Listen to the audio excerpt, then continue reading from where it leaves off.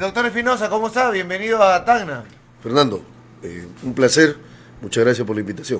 Bueno, sí, nos enteramos en las últimas horas que venía aquí a la ciudad de Tacna. Ayer logramos comunicación, lo invitamos y yo le agradezco que haya accedido a venir aquí a Radio 1. Sé que está con el caso Castillo a fondo, lo vemos permanentemente en las pantallas de televisión y lo veo también en las redes sociales, así que es un gusto tenerlo aquí en la cabina de la radio. Pero ¿por qué Torres?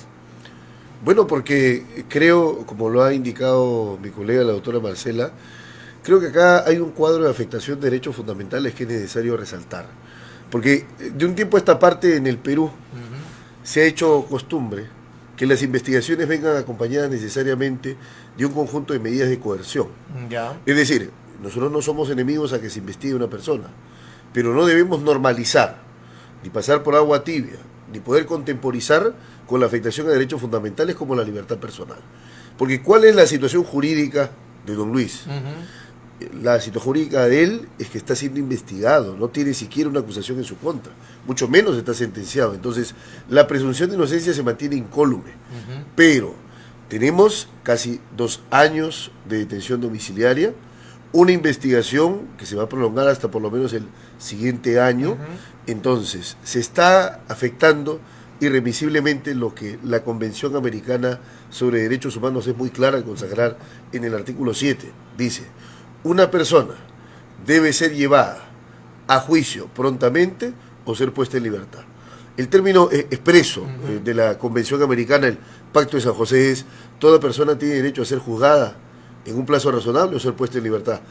Nos parece que casi 2 años privado de su libertad, porque la detención domiciliaria es una sustitución de la prisión, es decir, no te mando a la cárcel, pero estás privado de tu libertad porque no puedes salir de tu casa. Entonces, esa es una clara afectación a la libertad. Y cuando el Estado se demora, cuando la Fiscalía se demora, cuando la Fiscalía acopia elementos de convicción, pero no es capaz de sustentar una acusación y llevar a juicio a una persona por casi 2 años, entonces lo que corresponde es que la persona recupere su libertad. Así que esa es la primera razón por la que hemos considerado que nos parece una causa justa en el que podamos luchar para poder recuperar la libertad de don Luis. ¿Y el tema de haber sido electo gobernador regional influye en los pedidos que Torres ha hecho? Había realizado uno, Marcela ha detallado el tema preelectoral. Ahora, habiendo sido elegido, abona, como se dice, a su defensa, a su situación. Efectivamente, porque si antes se pidió el cese cuando estaba postulando para ser gobernador, hoy la situación es otra, a favor de don Luis. ¿Por qué? Porque ya ha sido electo. Entonces, acá tenemos que trabajar con lo que el Código Procesal Penal llama en el artículo 158 un hecho notorio o de público conocimiento. Primero, que tenemos a una autoridad que es electa como gobernador regional de Tacna. Segundo, que tiene un arraigo social indiscutible. Tercero, ¿dónde podría fugarse don Luis si es seguramente la persona más conocida de Tacna? Entonces, la pregunta es, frente a esas circunstancias, ¿la medida de detención domiciliaria se justifica, se mantiene o debe cambiarse? Porque, insisto, las medidas de detención no es porque don Luis sea culpable, es porque quieren asegurar el proceso. El proceso está perfectamente asegurado si es que tenemos una persona que es la autoridad electa por todos, y entonces hablaríamos de un contrasentido. Es improbable, es altamente improbable que don Luis pueda fugar, eludir la acción de la justicia u ocultarse. ¿Podría desde la gobernación tener algún tipo de manejo que pudiera darle quizás poder para llevar adelante el tema de impedir la investigación? No, me parece que acá hay que aplicar la lógica de la Corte Suprema, que tiene un acuerdo plenario que es el más importante de la historia en materia de prisión preventiva, que es el 1/2019, en la Guía Judicial de la Prisión Preventiva. ¿Qué dice la Corte Suprema ahí? Mientras más tiempo consuma una investigación, mientras más tiempo ocurra, mientras más tiempo acontezca, entonces la Fiscalía se queda sin peligro de obstaculización. Es decir, la lógica es esa. Mientras más años pasen, no acuses, no lleves a juicio a una persona, entonces ya no puedes alegar peligro de obstaculización u obstrucción probatoria, investigativa, para mantener una privación de la libertad de una persona. Así que el transcurso del tiempo juega a favor de don Luis. Ya, me pregunta un abogado acá, me dice si puede argumentar usted el arraigo social y político. Por supuesto, y en efecto, es lo que decía, hay claramente un arraigo social y político. Recordemos que la lógica, la medida de detención domiciliaria está prevista en el artículo 290 del Código Procesal Penal. Pero los baremos de aplicación, es decir, los requisitos materiales para dar una detención domiciliaria están en el 268, los requisitos de la prisión preventiva. Es decir, cuando un juez ha ordenado la detención domiciliaria es porque el juez considera que hay elementos de convicción en contra, que hay una pena superior a 4 años y que habría un peligro de fuga o de obstaculización. Y tiene que tener unos arraigos que de repente exacto. No tiene, ¿no es Entonces, cierto? la discusión ahí es, la detención domiciliaria decae cuando se reduce el peligro procesal, por supuesto. Basta que el peligro procesal para dictar detención domiciliaria, que era inevitable, alto, inminente, grave, cambie a ser un peligro moderado, razonablemente evitable, como lo manda la ley. Los artículos 287 y 288 del Código Procesal Penal dice que cuando puedas evitar el peligro de fuga, cuando puedas evitar el peligro de obstaculización, entonces ya no es necesaria ni la prisión ni la detención domiciliaria. Debe reformarse, debe cambiarse y la persona tiene que asegurar su presencia con una comparecencia, como lo será, porque la lógica sería la siguiente: no va el gobernador de Tacna, no va a dejar de gobernar para poder fugarse. Esa es la lógica que hay que aplicar. Fuga es improbable, se acaba de ser electo. Exacto. Y va a ejercer una función. En efecto. ¿No? Y obstaculización, tras 4 años de investigación, yo entendería de que la Fiscalía tendría toda la documentación, que su problema es más dentro de las oficinas que fuera de las oficinas de lo que necesitaría documentariamente en obstaculización o en gente que convoque para hacer declaraciones como testigos o personas que necesitan dentro del proceso. Exacto, y acá podemos seguir la lógica de la jurisprudencia precedente al respecto. En el caso Centralita, que recordará Fernando, es un caso bastante mediático donde mi persona ha tenido la defensa también de un empresario que logramos el sobreseguimiento en etapa intermedia y defendemos a una persona en juicio. En el caso de la Centralita, la lógica de los jueces fue: tú has tenido bastante tiempo, casi 4 años para investigar. Entonces luego no me puedes argumentar un peligro de obstaculización cuando tú tienes todas las armas en la ley. Tú no solo puedes hacer allanamientos, incautaciones que se han hecho, no solo puedes tener testigos protegidos, sino que eventualmente, si tú tienes testigos o algunas personas que están siendo amenazadas, o crees tú que pueden cambiar su versión por alguna influencia, algún imputado, tú tienes la obligación de solicitar una prueba anticipada. Y si no lo haces y luego alegas que transcurrido el tiempo y la persona que, en el caso de don Luis, ha pasado tiempo y ahora que tiene un cargo público se necesita que se mantenga la detención domiciliaria porque hay una lógica de peligro obstrucción, entonces lo que se está demostrando es una incapacidad del Ministerio Público en poder conservar bien su investigación y en poder actuar de manera diligente y exhaustiva. Y entonces la falta de diligencia del Ministerio Público, la falta de exhaustividad para investigar o para proteger sus fuentes de investigación, ya no es responsabilidad de don Luis. El investigador no puede cargar con las omisiones, deficiencias o falta de diligencia del Ministerio Público. En el proceso y en los pedidos de Torres que hemos tenido oportunidad de transmitir, la posición principal de la Fiscalía es el COVID. Porque van 4 años. En noviembre a Torres se le cumple 4 años que lo detuvieron y empezó todo este proceso hasta el día de hoy. Se van a cumplir 4 años.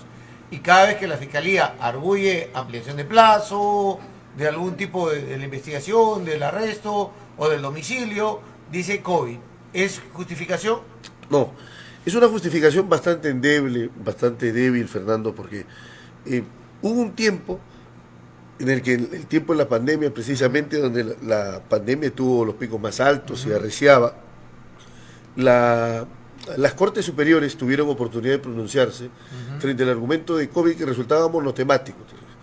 Yo no investigo bien, argumento COVID. Yo no tengo estrategia de investigación conforme al artículo 65.4 que le manda al fiscal diseñar estrategia de investigación caso por caso, voy al salvavidas del COVID. Entonces, frente a mis omisiones, el COVID, no. La Corte Suprema ha dicho algo recogiendo la jurisprudencia, el caso Argüelles contra Argentina de la Corte Interamericana. Cuando tú apresas a una persona, Ya. cuando tú la detienes, cuando tú logras que se le prive de la libertad a un inocente, no condenado, no culpable, tú tienes la obligación como contrapartida, así en circunstancias de COVID, en hacer los mayores esfuerzos para investigarla y para llevarla a juicio. Luego, si es que tú argumentas las circunstancias de COVID para todo, para que no salga de la detención domiciliaria y para que se le prolongue la investigación, lo que estás haciendo es una declaración de falta de diligencia fiscal en la investigación y de ninguna manera es un motivo bastante o justificado para poder mantener la privación de la libertad de una persona. Porque si no, ¿cuál es la imagen? ¿Cuál es el mensaje? El mensaje es: las cacerías de brujas están permitidas y el male maleficorum está reemplazando el Código Penal, y entonces esas persecuciones tienen que tener un fin. Tenemos que preconizar y hacer revalorar los derechos fundamentales que no están escritos para ser ignorados. A la Fiscalía se le tiene que exigir que investigue, y que si no es capaz de investigar prontamente y llevar a una persona a juicio, entonces las medidas deben decaer. Además, ya hay una jurisprudencia muy interesante en la propia Corte Interamericana, que es el caso Rosario Villavicencio, por ejemplo. ¿Qué cosa es lo que dijo? Lo que dijo es, incluso sin que lo pida la defensa, que lo pida la doctora Marcela, el doctor Somocurcio, el doctor Flores, sin que lo pida los abogados del investigado, el juez tiene una obligación de hacer una revisión periódica de las medidas que da, tanto en la prisión como en la detención domiciliaria. El juez de oficio. Eso es una medida novedosa que se estableció en la jurisprudencia de la Corte y que, digamos, de manera a tientas y con algunos pasos se está asumiendo en nuestra jurisprudencia, pero el juez es el garante de nuestras libertades.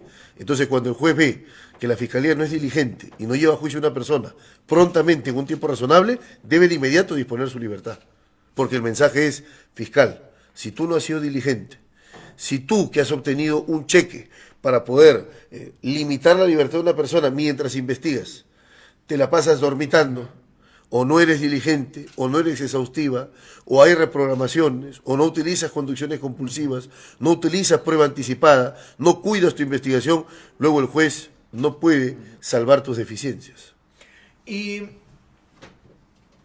Torres está con domiciliario en ese momento y algunos dicen, no puede ser gobernador, porque estar domiciliario es como estar en la cárcel, porque si alguna vez lo sentencian, ese domiciliario se lo van a computar como que hubiese estado en la cárcel.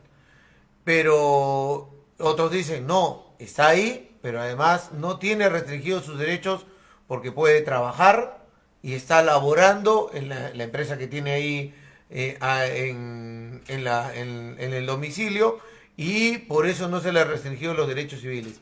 ¿Él tiene restringido esos derechos? ¿Él en alguna resolución se le ha dicho, usted no puede hacer nada, usted está como en cárcel? ¿Cuál es la situación ahí? De ninguna manera, y acá voy a recordar las palabras del maestro, probablemente el penalista latinoamericano más ilustre y esclarecido, y cuyo pensamiento está vigente, don Eugenio Raúl Zaffaroni. Cuando una persona entra a la cárcel, ¿no es cierto?, el único derecho que está limitado o privado o restringido es el de la libertad, no más. La persona no deja de tener dignidad, la persona no deja de tener derecho al trabajo, la persona no deja de tener derecho a las libertad de expresión o información, y tampoco tiene limitado el derecho a la participación política, porque acá estamos hablando de los derechos políticos y la participación en la vida política de don Luis, que además se suma a lo siguiente. Alguna vez hubo una discusión a nivel de la Defensoría del Pueblo y se emitió un informe defensorial en donde se decía, momentito, el Estado tiene que implementar, en todas las cárceles del Perú, en todas las cárceles, tiene que implementar un espacio para que los procesados puedan votar. Por una razón muy sencilla, porque son personas, ¿no es cierto?, a las cuales no solo les asiste la presunción de inocencia, sino que no se les ha afectado sus derechos políticos. Para que eso pase, primero, tiene que estar previsto en la ley, principio de legalidad, que no lo está. Y segundo, tiene que autorizarlo un juez que no lo ha hecho a través de una resolución, eso se llama principio de reserva jurisdiccional. Entonces, si eso no se cumple, que esas dos condiciones, que la ley lo establezca y que un juez lo imponga, Entonces don Luis no tiene de ninguna manera afectado el derecho a poder intervenir en la vida política. Él es una autoridad elegida. Tenía dos derechos, el sufragio activo y pasivo. El derecho a elegir y el derecho a ser elegido. En ejercicio de esos derechos ha sido elegido, ¿no es cierto?, en nuestro sistema de democracia representativa para poder representar a los tacneños.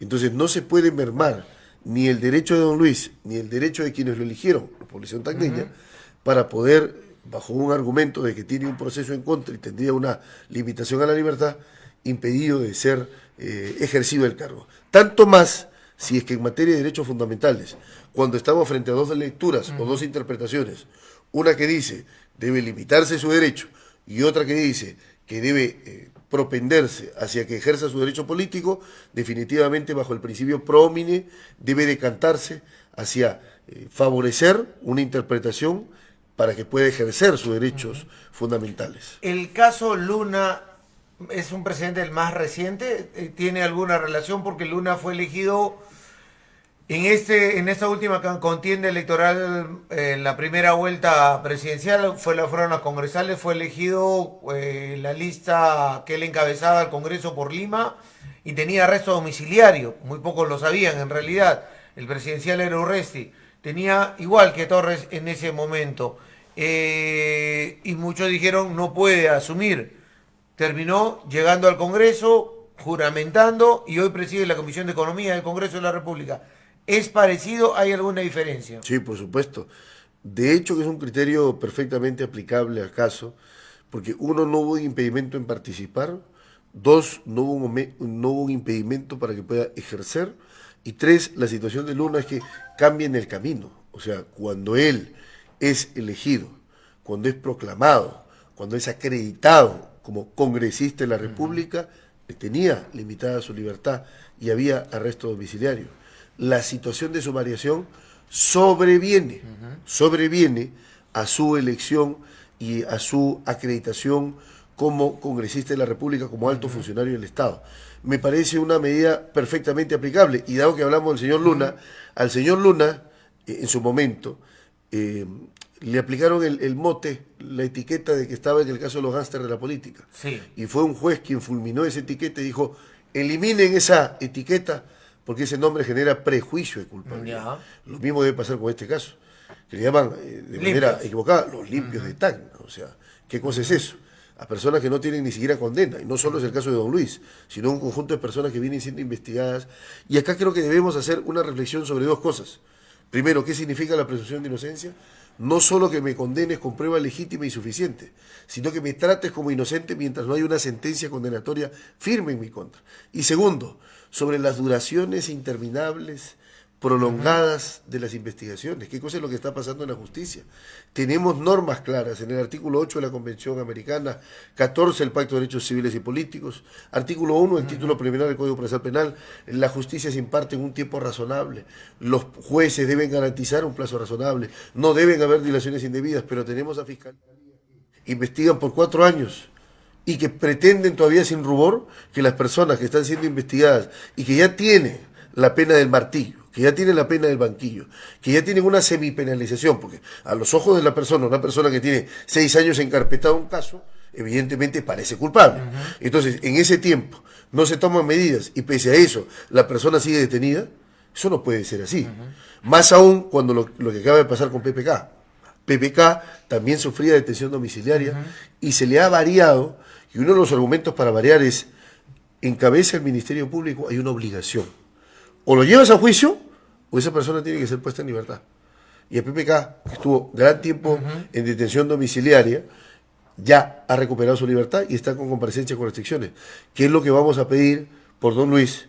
Que lo que solicitamos es que, en efecto, no es que se le deje completamente libre, sino que se restrinja su libertad y se va a asegurar que él va a comparecer en la investigación, que va a acudir cuantas veces sea llamado, que va a colaborar con la Administración de Justicia y con el esclarecimiento de los hechos, pero ya hoy no es necesaria su detención domiciliaria. Y si se mantiene, no solo es desproporcionada, irrazonable y injustificada, sino que ya viene a afectar la presunción de inocencia en su contra. La Fiscalía empezó el caso como organización criminal y ya no lo tiene como organización criminal. Hago referencia a que usted ha mencionado el tema de los limpios. Lo tenía como organización criminal y ahora lo tiene por colusión, si no me equivoco, colusión agravada, ante el Poder Judicial. Y luego, al inicio de la investigación, envió una documentación de lavado de activos a Lima, que ha llegado hace algunas semanas o meses aquí a Tacna, archivándola, fue apelada, la volvieron a archivar y la Fiscalía dice, no, el de Lima dice, no hay lavado de activos y no hay organización criminal. ¿Cómo queda este caso entonces? En efecto, y esa es una razón más poderosísima e inocultable. No podemos tapar el sol con un dedo. Y me parece que la Fiscalía no puede tapar el caso que se viene debilitando y que va a terminar inexorablemente en el archivo. ¿Por qué? Porque el tema fue así. Estos hechos dieron lugar a un caso que se inicia acá, colusión, cohecho pasivo, cohecho activo, organización criminal, y por otro lado, por los mismos hechos, el lavado de activos. La lógica del lavado de activos hoy, estos son un conjunto de corruptos que están producto de su corrupción amasando una fortuna indebida, ¿no es cierto? Y luego la incorporan en conjunto, de manera concertada, como una organización criminal, al sistema económico lícito peruano. Ya ha sido materia de archivo. Y cuando la Fiscalía archiva, básicamente el argumento es no hay delito, ni elementos para poder establecer que don Luis y los demás habrían lavado activos, ¿no es cierto? Habrían convertido, transferido activos ilícitos a lícitos. Ese es un argumento fuerte porque entenderás que si un hecho te genera dos procesos y uno decae, entonces el caso que al inicio pudo parecer sólido ya tiene la mitad eliminado, la mitad acabado. O sea, este es un caso que se viene menguando, que viene debilitándose. Y como he dicho, su destino finalmente debe ser la clausura del proceso penal. No se va a poder proseguir porque se está determinando la inocencia de las personas. Nadie debe probar su inocencia, pero en este caso se está demostrando de que don Luis Torres Robledo es inocente. Se habla de seguir el dinero. Exacto. Y si las cuentas han cuadrado, ¿qué dinero van a poder demostrar que han recibido y dónde lo han llevado? Y una cosa más, en efecto, Fernando, tu planteamiento es absolutamente lúcido y lógico y de sentido común. Los americanos dicen, sigue el dinero, sigue la pista del dinero. En la serie. Exacto, ¿no? Sigue la pista del dinero que ahí vas a encontrar. Pero además por una lógica, porque los delitos de corrupción que se le imputan a don Luis son delitos de enriquecimiento. Es decir, tú no delinques, ¿no es cierto? Tú no cometes delitos, ¿no es cierto? Porque eres una buena persona y porque en realidad no hay ningún ánimo lucrativo o un fin de aumento patrimonial detrás. Al contrario, son delitos propiamente de enriquecimiento. Yo delinco para hacerme más rico, yo delinco para amasar una fortuna, pero esa tesis del enriquecimiento ya ha sido descartada definitivamente. Y ese es un elemento más para poder demostrar que el caso ya no tiene ni la fuerza, ni la contundencia, ni la solidez de inicio. Y por tanto, la medida de detención domiciliaria ya no se justifica. Estamos conversando con el doctor Benji Espinosa, que pasa también a ser parte del equipo de defensa de Luis Torres Robledo. Es la última información que hemos recibido, doctor. Pero usted también defiende a Pedro Castillo. Y en ese interín hay temas con la Fiscalía y con el Poder Judicial. Y personalmente he venido diciendo aquí en Tacna que hace buen tiempo se está sintiendo que se está politizando la justicia. ¿No le puede pasar eso también a Torres, de que le denieguen porque hay una politización de la justicia en nuestro recuento y archivo? La investigación era un caso que venía consolidando un fiscal, Ludwig Flores, que ante la llegada de un fiscal que se sentía acorralado de la Nación, Chávarri, que iba a Moquegua, llegó a Tacna y se descubrió que estaba yendo a buscar los archivos de el señor Vizcarra y el señor José Domingo Pérez, se quedó en Tacna, atendió en Tacna porque les habían preparado marchas allá sabiendo que una noche había llegado acá y el día siguiente se iba para allá. se reunió con dos parlamentarios de Tacna, Martorell y Castro. Y ellos le dijeron que este caso tenía que sacarlo, que había que apurarlo y que había que llevarlo adelante. El fiscal ya hacía su tarea, pero vino la presión y lo tiraron a la piscina. Cuando lo tiraron a la piscina, bueno, se dieron los operativos de noviembre de hace 4 años. Torres era una persona que postulaba al gobierno regional, tenía su grupo, pero también tenía una gran oposición porque estábamos en pleno proceso electoral. Se llevan las audiencias y se empiezan a ver los huecos. El propio fiscal que lleva el caso termina renunciando, le deja a la fiscal superior, termina Torres ahí. Se sintió de que era como estirada la medida que le estaban dando a Torres. Ha pasado el tiempo, su coimputado, que era el gobernador regional de aquella época, Jiménez, lo han separado, ya no eran una organización junta, eran separadas, ya no son organización, ahora es colusión. Incluso a Jiménez ya le presentaron la acusación que va por colusión, y Torres ha quedado ahí y se le ha mantenido como con una camisa de fuerza, podría decirlo así. Esto no es por defenderlo, porque yo no he votado por Torres y acá nos hemos metido un tete a tete por Zoom antes de la contienda electoral y tengo muchas diferencias con él, pero no voy a negar lo que pasa a un ser humano, lo que pasa a una persona, y que en cierta medida creo que tiene responsabilidad, uno en la Fiscalía, pero también en el Poder Judicial, que no identifica muchas cosas. No puede ser que también haya una politización de la justicia en este momento, que eso también esté pasando en Tacna. Sí, definitivamente creo que es un mal que, como la pandemia, se ha extendido en todo el Perú. Y no solo en el Perú, sino en Latinoamérica. Si no, veamos los casos que se vienen ocurriendo en la Argentina, lo que ocurrió en el Brasil, que es además lo más sintomático de politización de la justicia. Un juez justiciero que encarcela a Lula y que luego se convierte en el ministro de Justicia del contendor de Lula, de Bolsonaro. Entonces, una cosa increíble. Eso es lo más escandaloso que hubo. Pero también hay casos escandalosos en la región, y particularmente lo que viene pasando con el presidente Castillo, que es claramente el más claro ejemplo de politización de la justicia, donde el Ministerio Público se convierte en un actor político, y en donde se pretende lo que no puedes lograr en las urnas, no puedes lograr vencer al opositor, al contendor político en unas elecciones limpias y transparentes, lo logras a través de los procesos judiciales. Y usted mencionó bien, don Fernando, algo que precisamente estuvimos revisando con don Luis Torres, de cómo inicia el caso. Es inconcebible. Hay un documento, un oficio que es conocido por todos, lo firman los dos congresistas que usted mencionó, en donde le piden al fiscal de la Nación, y con empacho todavía utilizan la expresión respetando la independencia de poderes y respetando la autonomía de la Fiscalía. ¿Qué clase de respeto es eso, en donde es una hoja de un conjunto de acusaciones sin que don Luis se pueda defender?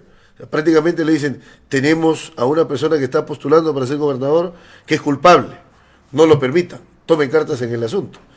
Yo no sé qué clase de independencia o autonomía puede tener una fiscalía si es que acepta pedidos en donde hay políticos que tienen evidentemente intereses.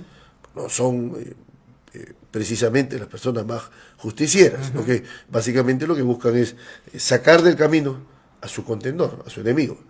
Y entonces se utilizan los procesos judiciales para eso. Yo he dicho, y no me cansaré de repetir, no se necesita hoy, para atacar al enemigo político, sacar tanquetas, amenazarlo, extorsionarlo. Hoy hay un brazo de la justicia que se utiliza de manera indebida, de manera perversa, para poder apartar del camino o para poder separar del cargo público a los funcionarios que han sido elegidos democráticamente y cuyo perfil no se alinea con el nuestro. Por eso es que yo puedo decir, sin ambades, creo que hoy se ha trazado dos bandos claramente: el bando del golpismo y el bando de la democracia. A ti no te puede gustar un gobernante y tienes el legítimo derecho a criticarlo. Eso es parte de la democracia. Lo que no se puede hacer es cerrar las libertades ni de expresión ni de información. Tienes derecho a criticarlo. Eso no puede dejar de hacerse. Pero lo que no tiene derecho a las personas es porque no me parece que está gobernando bien, o no me cae, o no tengo simpatía, entonces estar promoviendo discursos de vacancia, en este caso de acusación constitucional. O sea, fíjense, el caso del presidente Castillo es lo más claro que hay. La Constitución establece solo 4 casos, 4 causales para someterlo a una acusación Y constitucional. está clara la palabra solo ahí. Y dice solo, solo como solamente, solo como únicamente. Pues no vaya a ser, no es cierto que lleguemos al absurdo de considerar que cuando la Constitución en el 117 dice solo, se está refiriendo solo en soledad. Porque si vamos a hablar de interpretaciones, entonces vamos a estirar las normas conforme a nuestra conveniencia. Claro, pero y eso también es peligroso. ambiguo en la incapacidad moral permanente. Sí, claro. Y el Tribunal Sino que no Constitucional... tienen los votos y van por otro camino. Sí, claro. Ese es el tema, ¿no? Y estiran el 117. Sí. Eso es lo que está pasando en este momento. O sea, se ve claramente esa intención. Por eso van al Tribunal Constitucional. Y lo hemos dicho acá en la radio, y creo que la gente en TAN no opina. Acá se votó el 80% por el señor Castillo. Y se votó para que haya cambios. Y lamentablemente no los ha hecho. Ha cometido muchísimos errores, incluidos todos los que lo han rodeado en su momento en Palacio de Gobierno y que hoy están o en investigación o con arrestos o con medidas que se le están pidiendo ahora a las prisiones preventivas, o están hasta de colaboradores, pero eso lo decidió el propio presidente de la República.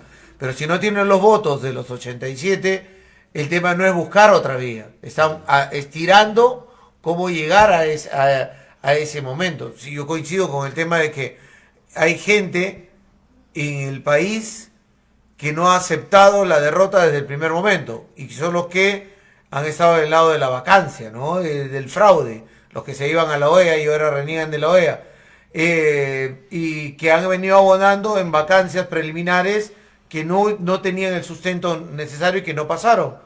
Pero tampoco voy a negar que el presidente abonó mucho a esos temas, ¿no? Abonó y no ha sabido llegar, en el caso de Tacna o de Moquegua, que son la zona donde llegamos, a los sectores mayoritarios que votaron por él, que debería ser su respaldo, que debería ser la gente que esté con ellos porque ha ofrecido cambios, ¿no?